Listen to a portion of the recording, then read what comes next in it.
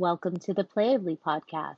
This episode is brought to you by PlayAbly Ads, where we turn your marketing into an interactive, game-based experience that engages customers and boosts conversions. And here's something special. Mention this podcast when you book a free demo on our website, and you'll get your first month free. Visit playably.ai to learn more and schedule your demo. Okay, we're back with the next episode of the PlayAbly Podcast. Joining us today is Seema and Angelo from our team. They have just returned from ShopTalk Fall, which was on last week. Talked to a bunch of people, went to everything, saw everything going on, and here reporting for everybody who wasn't able to join. Welcome, Seema and Angelo. We'd love to get your insights on ShopTalk Fall. First of all, how are you recovering? Thank you for having us. It was so busy, and I can't believe how tired I was afterwards, but I'm excited that I went. I'm glad that we were also vaccinated and we got our flu shot and our COVID shot before. Oh, yeah, there's a lot bet. of togetherness. One thing I loved about Shop Talk is how many experiences they had for people to be together. There were before and after events, but they also had meetups. You could talk to people around all the food. I've eaten a lot of Danishes lately. It was nice because that's where you really connect with people in those small conversations. I thought of the Shop Talk was that they offer some other conferences you have to pay for, but with Shop Talk, they make their meeting platform available to everyone. It gives brands and vendors a chance to connect with each other. It's all double opt-in. They have a huge meeting room. It was a great way to find people that you're interested in and meet with them. Yeah, and also talking to people the way the meeting room is in Vegas. I'm hoping that everyone who listens to this comes and sees us in Vegas. There's even more tables. There is all of this chance in between getting to your table, because it is actually hard to find your table, to talk to people in the big corral. I chatted with a lot of people in that section as well. There's a lot of chances to connect with people how you want. So you can be in a talk. Angelo and I are working all the time. So we didn't get to see every talk, but there was a really great one that called to us about gamification. You can sit and listen and then afterwards talk to people about the same topic. You can talk to people at a table, at a one-on-one session, in the hall, lots of talking. So the gamification, it's great to see Yeah. PlayAbly's vision for gamification aligning with the trends that were discussed here at Shop Talk. Was there anything that really stood out to you from that? I think one of the things that was really striking to me is that before talk, a lot of people came to us and they had wanted shop with gamification, but we didn't have any resources.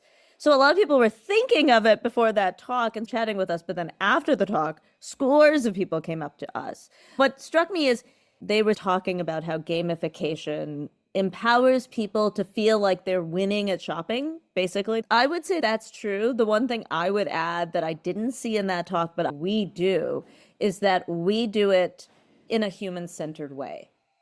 It's a user experience design that is very much based on personalized data. We take it one step further and personalize it by brand. Just to build on what Seema said, we did have a lot of people come up to us after that gamification talk, which is great because it's always great to have other thought leaders in the space also spread the gospel of gamification. It was funny. We talked before how the brands that we talk with always have these ideas like, oh, it'd be really cool if we could have this sort of interactive experience or game. When we would talk to them, I'm like, you mean to Seema, she's the one that makes all your dreams come true. I'm just a numbers guy. Then when they'd ask me how much does this cost, I'd send it right back. It was great. Tag team effort. Were there other gamification companies that you saw on the floor? It was funny because ShopTalk had games on the floor. It would have made sense. They had an arcade section with some amazing odd things. I couldn't actually figure out. I was standing with another dude, some vendor. Had a thing where you could use your brain power to open a safe. We never figured out how the game worked. It was very perplexing. They had laser tag and other games in the exhibition. So I thought it was so interesting that none of the other vendors were doing gamification, which is great to be ahead of the curve on some level. Though a lot of brands said they were trying to do gamification on their own. With spinners?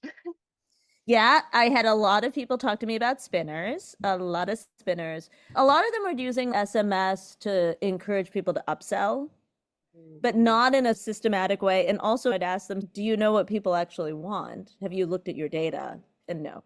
I would say, Angelo, you're the data person. Do you feel like anybody looked at their data? No one's ever looking at their data.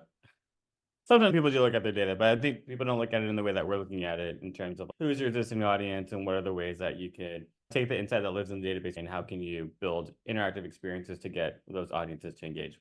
I think what struck me in these one-on-one meetings was that people had requested to meet with PlayAbly because they were interested in how they could use gamification as a retention mechanism. We went with one brand, they sell fireworks, and so they mostly sell to wholesalers. She's basically asked, a lot of the business is transactional. They can count on July 4th, these special occasions. The wholesaler is going to call their account rep and then they'll put on the order. And for her, she's, what are some fun ways that they can keep the brand top of mind so that the wholesaler is thinking of them, not just when they need something. I think games as a retention tool and games as a way to surprise and delight your customers. When we show them the advent calendar demo, people really like the idea of making a digital advent calendar accessible to those who couldn't purchase a physical advent calendar for whatever reason.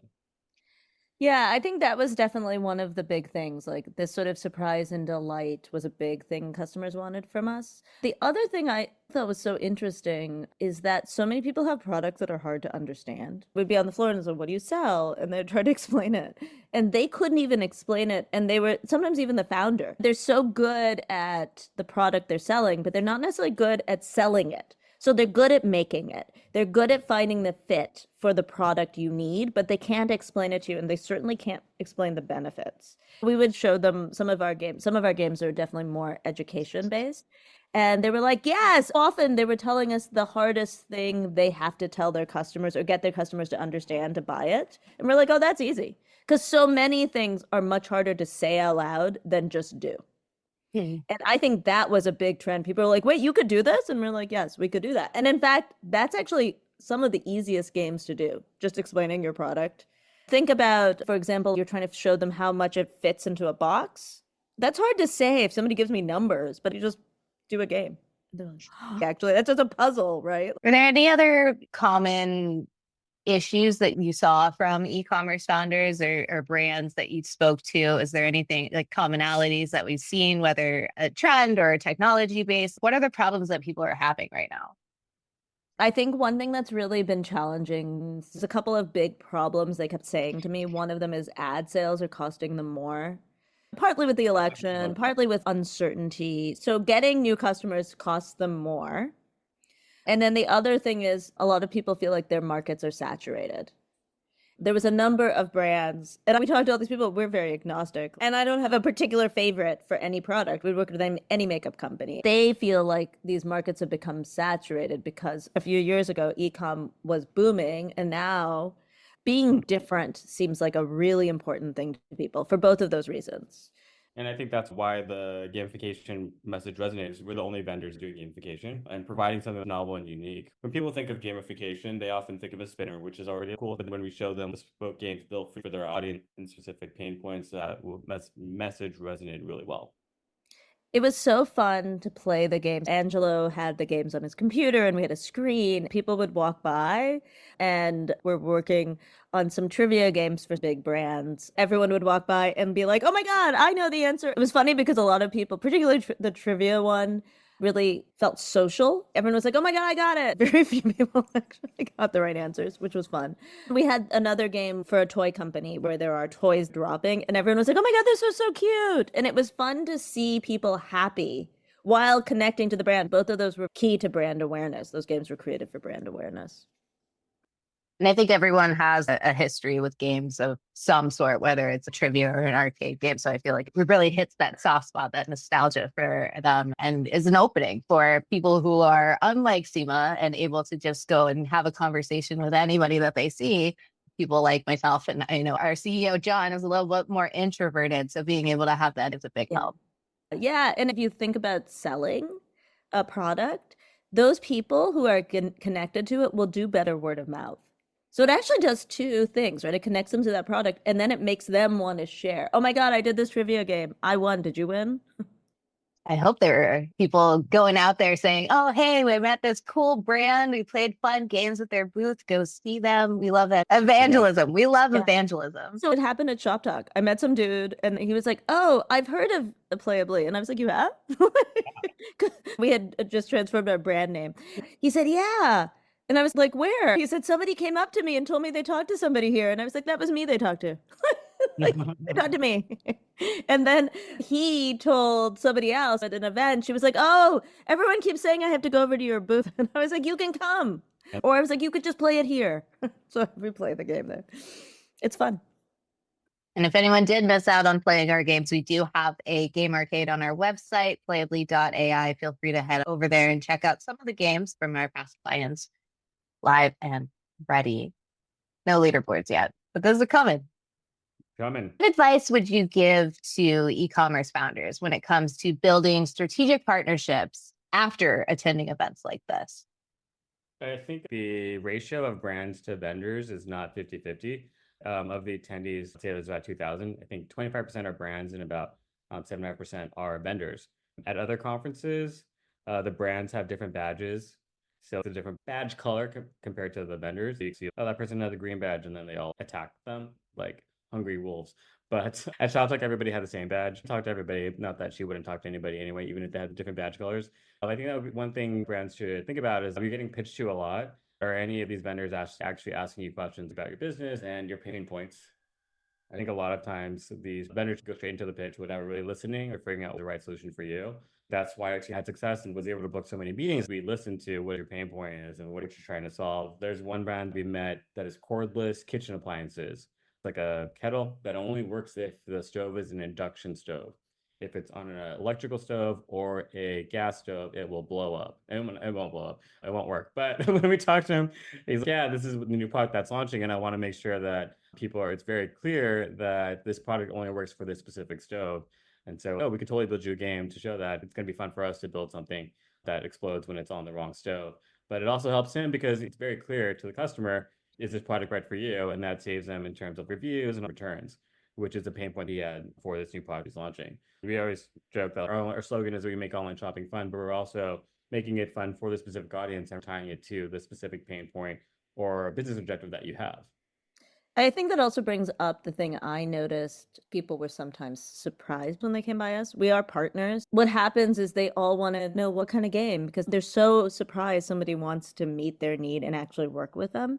I think a lot of vendors are pushing a one-stop shop kind of solution, which doesn't always work for everybody. They love that person you're talking about. He loved the idea of coming up with a game with us. She was having such a good time being like, wait, it can explode? And we were like, yeah, we can make it explode. We'll make it explode. Sure, we can make it explode. When you go there as a brand owner, you're also vetting the company as people to work with. If they're just selling you and not interested in you or your brand or your raison d'etre, then they're not going to give you what you need. Good advice. Good advice. I know the vendors are outnumbering all of the brands. I believe all the brands get to attend for free to a lot of these conferences or even get their travel paid for. If that's not something you've done previously, we have ShopTalk coming up in Las Vegas in March. We'll definitely be there. Come by and say hi to us. If you're not signed up for it, you could attend or get paid to attend and meet with vendors to see what's happening on the forefront. Any other parting words of wisdom that you would share? Any actionable takeaways, things that people should be implementing into their e-commerce strategies besides gamification, of course? We know that's number one. Just build games. Just hire us to build games. That's all you need. Actually, one of the things I thought throughout this, because there is a lot of noise, I'd walk by somebody and then I'd be like, did we just talk? And they're like, no, that's our competitor. And there are so many, and you meet hundreds of people. So you lose track. From the vendor side, we actually really understand brands because we're also hearing all this noise. Pick your battles, pick the thing that's going to make you feel like your brand is going to stand out.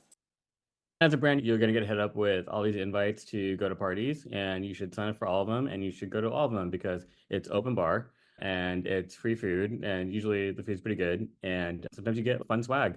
The one thing at ShopTalk for people that are going to Spring for their first time, make sure you have room in your suitcase because for brands and vendors, they have this swag store. Every day, they have a rotating selection of different items you can shop for, and you can get up to 5. I have 2 milk frothers. I gifted one to my friend, but that was one of them. There was also one brand called Sweetums that offers flavored wipes. Flavored intimate wipes. Yeah. Baby wipes?